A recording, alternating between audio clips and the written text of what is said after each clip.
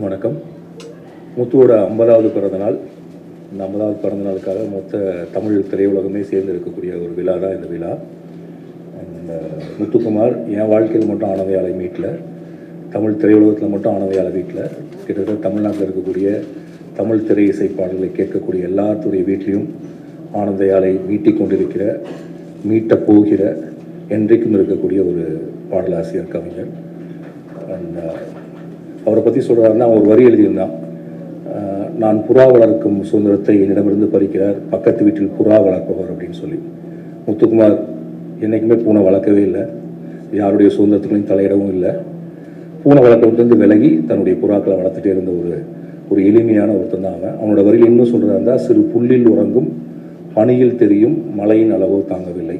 முத்துக்குமார் ஒரு பெரிய மேமலை தான், ஆனால் எப்போதுமே ஒரு பனித்துளி மாதிரி தன்னை காட்டிக்குவா. அப்படி வெரி சிம்பிள், ரொம்ப ரொம்ப எளிமையான ஒருத்தர். இண்டஸ்ட்ரியில் எனக்கு விஜய்க்குன்னு எத்தனையோ பேர்த்துக்கு நண்பர், நிறைய பேர்த்து அறிமுகப்படுத்தி வச்சவர். ஏன்னா அஜயன் பாலாட்டை அறிமுகப்படுத்தி வச்சது, பாலு மகேந்திராட்டை அறிமுகப்படுத்தி வச்சது, யுவன் சங்கராஜை அறிமுகப்படுத்தி வச்சது.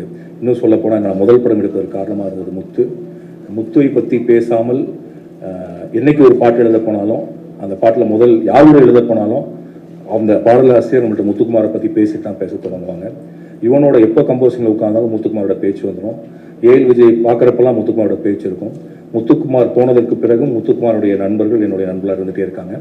அண்ட் இந்த விழா முத்துக்குமாரை தமிழகம் முழுக்க கொண்டாட போகிற ஒரு விழா. முத்துக்குமாரினுடைய சாதனையை, முத்துக்குமாரனுடைய வரிகளை என்றைக்கும் தமிழகத்தில் நிலைத்திருக்குமாறு செய்யக்கூடிய விழா. இந்த விழாவிற்கு மீடியா முழுக்க சப்போர்ட் பண்ணோம். அண்ட் இண்டஸ்ட்ரியிலேருந்து எல்லாருமே வர்றாங்க, கிட்டத்தட்ட எல்லா மியூசிக் டைரக்டர்ஸும் வர்றாங்க, எல்லா ஆர்டிஸ்ட்டும் வர்றாங்க. அண்ட் தமிழ் சினிமாவில் இதற்கு முன்பு நடந்திராத ஒரு விழா. முத்துக்குமாருக்காக நாம் அனைவரும் ஒன்றிணைந்திருக்கிறோம் என்பதில் மிக்க மகிழ்ச்சி. வாழ்த்துக்கள், நன்றி.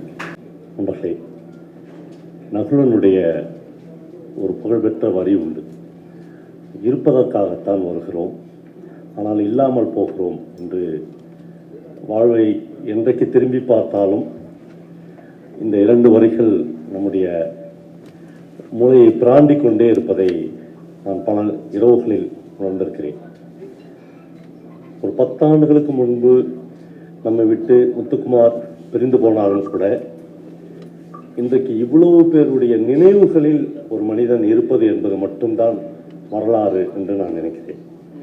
ஏனென்றால் ஒரு வாரத்துக்கு முன்னாடி இறந்து போனவர்கள், 2 நாட்களுக்கு முன்னால் இறந்து போனவர்களை கூட மனிதர்கள் நினைவில் வைத்துக் கொள்வதில்லை. ஒரு குடும்பம் மட்டும் அவர்களை நினைவில் வைத்துக் கொண்டிருக்கும், அல்லது அவர்களுக்காக திதி கொடுப்பார்கள், அல்லது ஆண்டு விழாவை கொண்டாடுவார்கள். ஆனால் முத்துக்குமார் என்கிற ஒரு கவிஞனுடைய நினைவுகளை 10 ஆண்டுகளுக்கு பிறகும் விஜய் மாதிரியான இயக்குநர்கள் மட்டும் இல்லை, தமிழ்நாட்டில் பல இளம் தலைமுறையினர் நினைவில் வைத்துக் கொண்டிருக்கிறார்கள் என்பதுதான் ரொம்ப ரொம்ப முக்கியமான ஒரு விஷயமாக நான் பார்க்கிறேன். என்னுடைய நண்பர் ராம் சொன்னது மாதிரி, முத்துக்குமார் மிக மிக எளிமையான ஒரு கவிஞனாக, எப்போனாலும் யாருன்னாலும் கூப்பிட்டா அப்படி கைப்பிடிச்சு கூட்டின்னு போயிடலாம், அப்படி ஒரு வாழ்நிலையை முத்துக்குமார் கடைசி வரையிலும் நம்மோடு வாழ்ந்து காட்டி விட்டு போகிறார். கடைசி வரையிலும் அவருக்கு ஒரு பெரிய போராட்டம் இருந்து கொண்டே இருந்தது. ஒருவேளை ஒரு கவிஞனாகவும் இருக்கிற லிங்குசாமி மாதிரியானவர்களுக்கு அது தெரியும். தான் கவிஞனா அல்லது மிகச்சிறந்த பாடலாசிரியனா என்கிற ஒரு போராட்டம் முத்துக்குமாருக்குள்ளே இருந்து கொண்டே இருந்தது.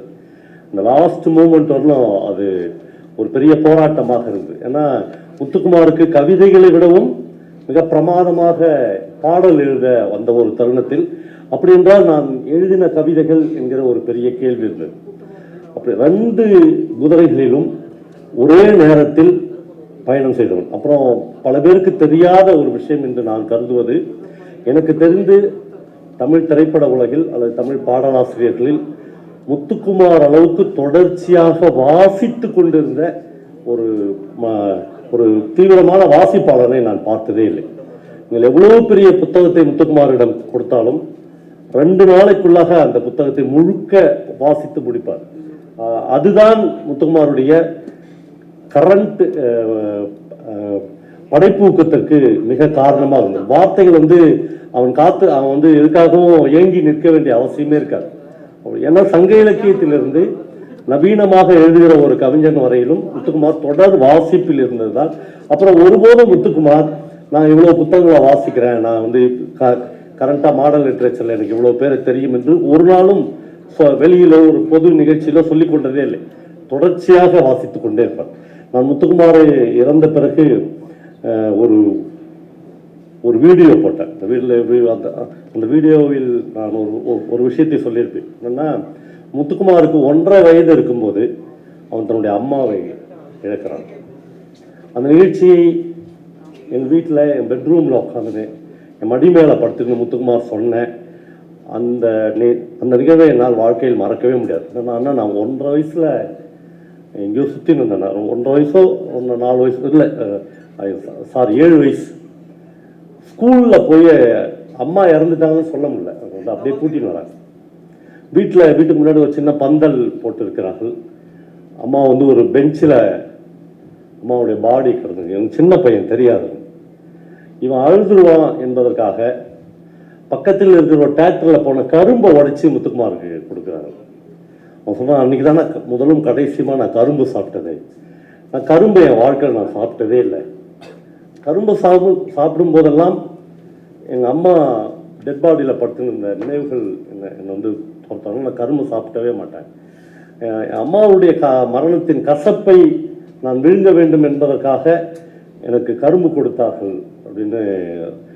அப்புறம் ஒரு பெஸ்ட் ரைட்டர், ஒரு டெக்ஸ்ட், ஒரு உரைநடையிலையும் நீங்கள் வந்து முத்துக்குமார் எழுதின அணிலாடும் ஒன்றில் அந்த மாதிரியான டெக்ஸ்ட்டுகளை படித்தால் ஒரு மிகப்பெரிய ப்ரோஸ் ரைட்டருக்கு நிகரான எழுத்துக்களும் முத்துக்குமார் இருந்தது.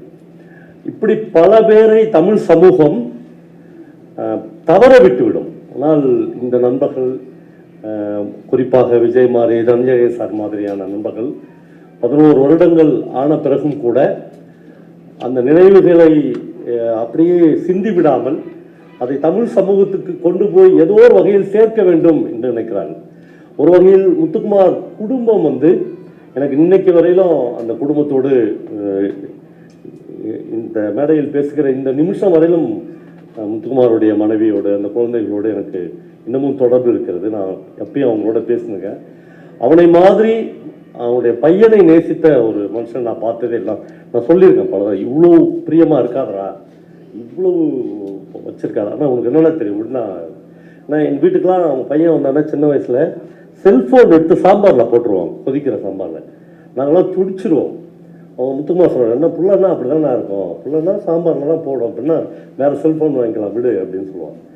குழந்தை மீது அவ்வளோ பிரியத்தை கொட்டி வைத்திருந்தான். அந்த குழந்தைகள்லாம் அப்பா இல்லாமலேயே வளர்ந்த ஒரு சூழல் இருக்கிறது. கரும்பு சாப்பிடாமல் முத்துக்குமார் வாழ்ந்திருக்கிறார். ராம் வந்து எனக்கு அஜயன் பாலாவை அப்படி நிறைய பேரை முத்துக்குமார் தான் அறிமுகப்படுத்தி, ராமை எனக்கு அறிமுகப்படுத்தி வச்சது முத்துக்குமார் தான் முதல். ஆனால் ராம் சுப்பு அப்படின்னு என்னுடைய ஃப்ரெண்ட் ஒருத்தர் வருவாங்க பைக்கில். அவனே சட்டி பானைலாம் எடுத்துன்னு வருவாங்க, அவங்களே சமைச்சு சாப்பிட்டுவாங்க. நீங்கள் தங்கிறதுக்கு கூட இடம் வேணாம், நீங்கள் அவங்கள பார்த்துங்கன்னா என்று முதல் திருவண்ணாமலைக்கு ராமை அனுப்பி வைத்தோம். நிறைய பேரை சினிமாவிலும் சினிமாவுக்கு வெளியிலேயும் இலக்கியத்திலேயும் தொடர்ந்து ஒரு தொடர்பு பாலமாக முத்துக்குமார் என்கிற அந்த எளிய கவிஞன் இருந்திருக்கிறார். அவருக்கு இவ்வளவு பெரிய ஒரு 50வது ஆண்டு விழாவை தமிழ் திரைப்பட உலகமே சேர்ந்தும் தமிழ் இலக்கிய உலகமே சேர்ந்தும் கொண்டாட போகிறோம். என்ன கேக் வெட்டுறதுக்கு நம்மோட அன்னைக்கு முத்துக்குமார் இருக்க மாட்டான் என்பதுதான் தாங்க முடியாத துயரமாக இருக்கிறது. நன்றி. முத்துக்குமார் எல்லாருக்கும் வந்து பாடலாசிரியரா இல்லை கவிஞரா பல்வேறு உருவங்களுக்கு தெரியும். எனக்கு முத்துக்குமார் வந்து அவர் எல்லாருக்கும் தெரிவதற்கு முன்னாடியே எனக்கு தெரியும். அவர் வந்து என்னோட அண்ணனோட நெருங்கிய நண்பர். என்னுடைய பெரியப்பாவோட மகன் வந்து அவரோட நெருங்கிய நண்பர்.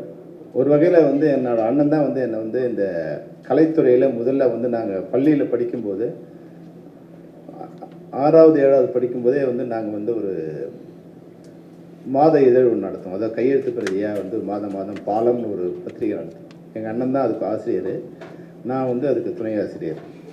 துணை ஆசிரியர்னால் வந்து அவர் எழுதுறதை எழுதி கொடுக்கணும், வீடு வீடாக கொண்டு போய் கொடுத்தா இன்றைக்கு ஒருத்தர் நாளைக்கு ஒருத்தர் அதை மாற்றி கொடுக்கணும். அப்போ நான் வந்து துணை ஆசிரியர்னு போட்டால் தான் அந்த வேலையை நான் செய்வேன்னு எங்கள் அண்ணன் வந்து என்னை துணை ஆசிரியர்னு போட்டு அது பாலம்னு நான் 6வது வயசு படிக்கும்போது 6ஆம் கிளாஸ் படிக்கும்போது நான் அந்த பாலம் பத்திரிகைக்கு நான் துணை ஆசிரியர். அப்போ என்னோட நான் இந்த கதை படிக்கிறதுல இப்போ லைப்ரரி கொண்டு போவதில் அது மாதிரி நிறைய எங்கள் அண்ணன் என்னை கூட்டு போவார். அவர் இந்த சினிமாவில் வர ட்ரை பண்ணாரா இல்லையான்னு தெரியல. அவர் அதை அங்கேயே எங்கள் ஊர்லேயே தங்கிட்டார். நான் சென்னைக்கு இயக்குனராகி தயாரிப்பாளராகி இந்த விஜயவராஜூரில் என்னோட ஆஃபீஸ் இருக்கும்போது எங்கள் அண்ணன் இவர் கூப்பிட்டு வருவார். காஞ்சிபுரம் பக்கத்தில் இவர் முத்துக்குமார் என்னோடய ஃப்ரெண்டாக அப்படின்னு கூப்பிட்டு வருவார். அப்போ நாங்கள் ரொம்ப பிஸியாக இருக்கிறதுல அவர் பாபா சொன்ன மாதிரி அவர் பாடலாசிரியராக அதுக்காக வரல. ஒரு கவிதை புத்தகம் வெளியிடுறதுக்கான முயற்சிக்க அதுக்காக வந்தார். ஏதாவது உதவி பண்ணுறதுனா நான் பண்ணுறேன்னு சொன்னேன். எங்கள் அண்ணன் இல்லை சொன்னார். அவர் வேறு மாதிரி ட்ரை பண்ணுறாரு அப்படின்னு. அப்போ அவர் எப்போ வந்தாலும் என்னுடைய அலுவலகத்தில் எல்லாம் நிறைய பேர் ஸ்டே பண்ணியிருப்பாங்க. அவரும் அதை ஸ்டே பண்ணியிருப்பாங்க. அப்புறம் கொஞ்ச நாள் கழித்து என்கிட்ட வந்தார். அண்ணே நான் ஒரு பாட்டு எழுதியிருக்கேன் படத்தில். அப்படியேப்பா ரொம்ப நல்லது. அப்படி கொஞ்சம் கொஞ்சமாக வரும்போது அவர் சொல்ல வேண்டிய அவசியம் இல்லாமல் தமிழ்நாடு முழுக்க நான் முத்துக்குமார் அப்படின்னு அப்போ பிரபலியமாயிட்டார். பிரபலியமான பிறகு நான் சந்தித்தேன். என்ன முத்து ஊருக்கெல்லாம் பாட்டு எழுத எனக்கு ஒரு பாட்டு எழுதக்கூடாதானே. அப்போ அவர் சொன்னார், அண்ணே உங்களை பார்த்தா கொஞ்சம் பயமாக இருக்குண்ணே எனக்கு. என்னடா உனக்கு என்னடா பயம் அப்படின்னு. இல்லை நான் பார்க்கும்போது நீங்கள் வேறு மாதிரி இருந்தீங்க. உங்கள் ஆஃபீஸ்லேயே இருந்தேன். அப்போ உங்களை பார்த்தா எனக்கு பாட்டு வர மாட்டேங்குது. அதனால் அவர் அந்த இதோடு. ஆனால் நான் பார்த்த மிகச்சிறந்த மனிதர் இல்லை. அவர் ஒரு ஞானக்கு இருக்கணும்.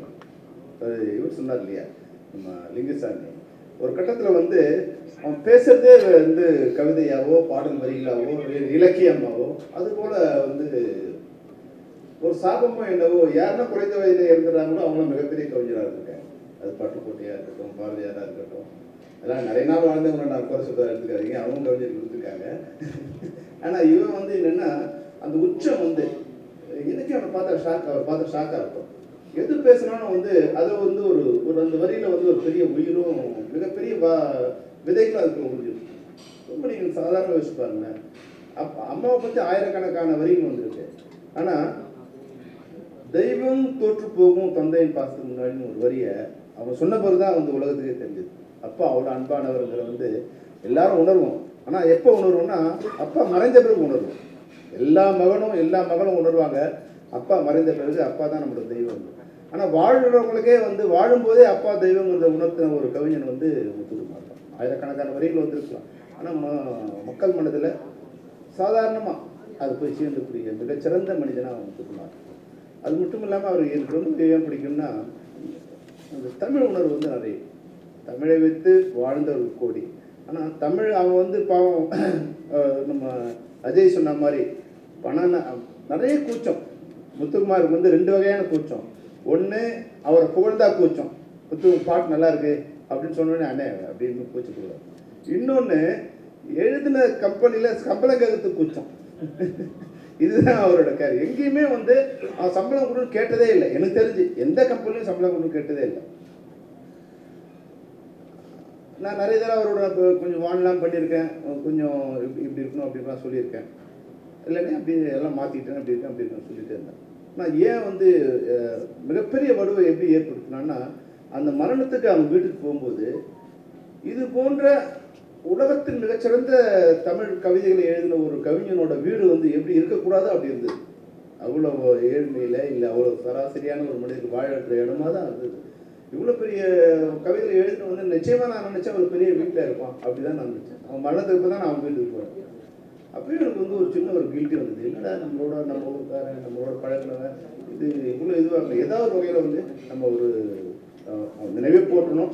அது மட்டும் இல்லாமல் நம்மளுடைய சகோதரனும் நம்மளுடைய நண்பனும் இந்த குடும்பம் ஒரு குறைந்தபட்ச பொருளாதாரத்தில் நாளைக்கு முத்துக்குமாரோட ஃபேமிலின்னு சொல்லும்போது அந்த கவிதைக்கு எவ்வளோ மரியாதை இருக்கோ எவ்வளோ வேல்யூ இருக்கோ அது அந்த குடும்பத்துக்கு இருக்கணும் அப்படின்னு நினச்சி தான் நான் உடனே நிகழ்ச்சிக்கு ஒரு ஏற்பாடு பண்ணேன். அன்னைக்கு நீங்கள் நம்ப மாட்டீங்க, தமிழ்நாட்டில் இருக்கிற தமிழ் திரைப்படங்களோட மொத்த இயக்குனர்கள் வந்துட்டாங்க. அவ்வளோ படம் பாட்டு எழுதினாங்களோ பாட்டு எழுதியோ ஒர்க் பண்ணாங்களோ அதெல்லாம் இல்லை. எங்களுடைய இயக்குனர் சங்க அலுவலகம் அப்படி நிரம்பி விடுச்சு. ஏற்போய் 100லேருந்து 150 இயக்குநர்கள் கிரவுண்டில் உட்காந்து என்ன பண்ணலாம் உடனே பண்ணலாம். சில நேரங்களில் என்ன ஆகும்னா உணர்ச்சி திசை திருப்பி. அப்போ அந்த நிகழ்ச்சி அவரோட சகோதரர் பேசிகிட்டே இருக்கும்போது நம்ம சொன்னோம் இது மாதிரி அந்த குடும்பத்துக்கு ஏதாவது பண்ணணும்னு சொல்லும்போது அவர் டக்குன்னு அவர் என்ன பண்ணிட்டார், அல்ல அப்படிலாம் நீங்கள்லாம் காப்பாற்ற வேண்டியதில்லை அப்படின்னு சொன்னோடனே கொஞ்சம் மற்ற இயக்குநர்களுக்கு வந்து கொஞ்சம் ஒரு சின்ன ஒரு ஹர்ட் ஆயிடுச்சு. நம்ம ஏதோ வந்து அதனால் இப்போ நம்ம எடுத்து பணத்துக்காக அதை பண்ணுற மாதிரி ஆயிடுச்சுங்கிற மாதிரி அது வந்து அப்படியே கரைஞ்சி போச்சு. ஆனால் மிகப்பெரிய சந்தோஷம் என்னென்னா, சிலதெல்லாம் வந்து அந்த எமோஷனல் அந்த நேரத்தில் இருக்கும். அவங்களோட மரணம் வந்து நம்மளுடைய பாதிக்கிற வரைக்கும் இருந்துகிட்டு இருக்கும். அது காளான் செடி மாதிரி இன்றைக்கி முளைக்கும் நாளைக்கு இறந்து போயிடும். ஆனால் இவன் வந்து மனசில் 10 வருஷம் ஆன பிறகு கூட இன்றைக்கி வந்து முத்துக்குமாருக்காக ஒரு நிகழ்ச்சி பண்ணணும்னு சொல்லும்போது தமிழ் திரைப்படத்தில் இருக்க அனைத்து மியூசிக் டைரக்டர்களும் அனைத்து இயக்குநர்களும் அவங்களாம் ஒன்று சேர்ந்து நாங்கள்லாம் தயாராக இருக்கும்னு சொல்கிறதே அவனோட வெற்றி. அதுதான் முத்துக்குமாரோட வெற்றி. அந்த அவனோட எழுத்துக்கும் அவனோட நடத்தைக்கும் அவனோட நட்புக்கும் அவன் பண்ண உதவிக்கும் வந்து முத்துக்குமாரோட வெற்றியே இதுதான். அது மட்டும் இல்லாமல் தமிழ் ஆர்வலம் தமிழ் இனத்துக்காக ஈழ போராட்டத்துக்காக அவர் பண்ண உதவிகள் அவருக்கு அதில் ட்ராவல் பண்ணவங்களுக்கு அவர் பண்ண பண உதவிகள் இது அஜய் சொன்ன மாதிரி ஒன்லி அசிஸ்டன்ட் டைரக்டருக்கோ அது மாதிரி மட்டும் இல்லாமல் ஈழத்தமிழ் போராட்டத்தில் கலந்துக்கிட்ட நிறைய பேருக்கு வந்து பண உதவியும் பொருள் உதவியும் மோரலான உதவியும் வேறு என்ன மாதிரிலாம் உதவியெல்லாம் பண்ண முடியும், அதுவும் நேரடியாகவும் மறைமுகமாகவும் பண்ணதில் மிகச்சிறந்த மனிதன் வந்து முத்துக்குமார். அந்த வகையில் எங்களுக்கெல்லாம் வந்து ஒரு நன்றி கடன் அதுதான். முத்துக்குமாருக்கு நாங்கள் இந்த நிகழ்ச்சியை சிறப்பாக செய்ய வேண்டியது எங்களுடைய நன்றி கடன். அவருக்காக நாங்கள் எதுவும் பண்ணல, நாங்கள் பட்ட கடனுக்கான நன்றி கடன் நாங்கள் திருப்பி சொல்கிறது தான் நான் நினைக்கிறேன். அந்த வகையில் ஏசிடிசிக்கு வந்து எங்களுடைய திரைப்படத்துறை சார்பில் மிகப்பெரிய நன்றியை நாங்கள் தெரிவிச்சுக்கிறோம். நீங்கள் நூற்றுக்கணக்கான நிகழ்ச்சிகளை பண்ணியிருக்கீங்க, ரகுமான் சார்லேருந்து டிஎஸ்பி நிறைய பண்ணியிருக்கீங்க. ஆனால் ஒரு படைப்பாளி ஒரு கவிஞருக்கு பண்ணுறது இதுதான் ஒரு முதல் நிகழ்ச்சி நினைக்கிறோம். இந்த நிகழ்ச்சி உங்களுடைய சரித்திரத்தில் இது மிகப்பெரிய புள்ளியாக இருக்கும். நிச்சயமாக நீங்கள் கவலைப்படாதீங்க, மிக பிரம்மாண்டமான நிகழ்ச்சியாக இருக்கும். அதுக்கு தென்னிந்திய திரைப்பட தொழிலாளர் சம்மேளனத்தின் சார்பில் அனைத்து உதவிகளும் உங்களுக்கு என்னென்னலாம் உதவி தேவைப்படுதோ அதையெல்லாம் உதவியாக இல்லாமல் எங்களுடைய கடனாக செய்து தர வேண்டியது எங்களுடைய கடமை என்று தெரிவித்துக் கொண்டு இந்த நிகழ்ச்சி YMCAவில் வந்து ஜூலை 19 நடக்க இருக்கு. அனைத்து மியூசிக் டைரக்டரும் அனைத்து கரெக்டாக நேரு இண்டஸ்ட்ரி நடக்க இருக்கு. இதில் வந்து தமிழ் திரைப்படத்துறையில் இருக்க அனைத்து இயக்குநர்களும் அனைத்து இசையமைப்பாளர்களும் அனைத்து பாடகர்களும் கலந்து கொண்டிருக்காங்க. இது வந்து இதுவரைக்கும் நடந்த நிகழ்ச்சியில் இந்த நிகழ்ச்சி முத்துக்குமாருக்காக நடக்கிற நிகழ்ச்சி. எப்படி வந்து முத்துக்குமார் வந்து கவிஞர்களில் வந்து ஒரு மிகப்பெரிய நட்சத்திரமாவோ இல்லை மிகப்பெரிய ஒரு தலைமகனாவோ இருக்காரோ, அது மாதிரி இந்த கலை நிகழ்ச்சி நடத்தப்படுகின்ற கலை நிகழ்ச்சிகளில் இல்லை நடைபெறப்போகின்ற கலை நிகழ்ச்சிகளில் இந்த நிகழ்ச்சி மிகச்சிறந்த ஒரு எடுத்துக்காட்டாக இருக்கும். அதுதான் நாங்கள் அவருக்கு பண்ணுற நன்றி கடன். நிச்சயமாக நீங்கள் அனைவரும் அவருக்கு ஒத்துழைக்க வேண்டும், எங்கள் நிகழ்ச்சிக்கு ஒத்துழைக்க வேண்டும். அனைவருக்கும் நன்றி, வணக்கம்.